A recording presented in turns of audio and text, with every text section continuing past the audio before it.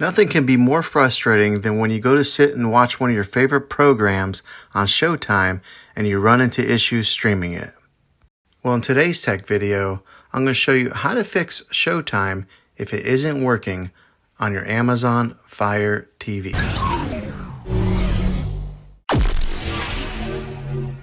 I'm going to show you a few really simple ways to try and solve your problem and get it back up and running again. Now the first one, it's the easiest one to try, and that is to unplug your TV from the wall outlet and wait 60 seconds. Now don't be impatient here, wait the whole 60 seconds, then plug it back in. This is very different from turning your TV on and off with your remote control. This is what we call a hard reset of your TV. So make sure you do this method. If that doesn't work, then find your router that is giving you Wi-Fi and unplug the power to that for 60 seconds. Then plug it back in.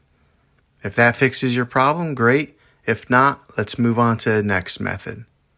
And that would be to try deleting the Showtime app on your TV.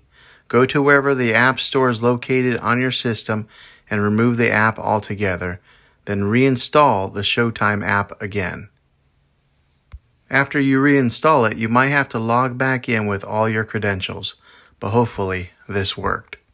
If this doesn't work, then I would recommend buying an affordable Roku stick or Amazon Fire stick and plug that into your TV and use it as your main streaming player. You'll be able to access Showtime that way. I'll put links in the description down below of where you can get one. Well, hopefully this video was helpful to you.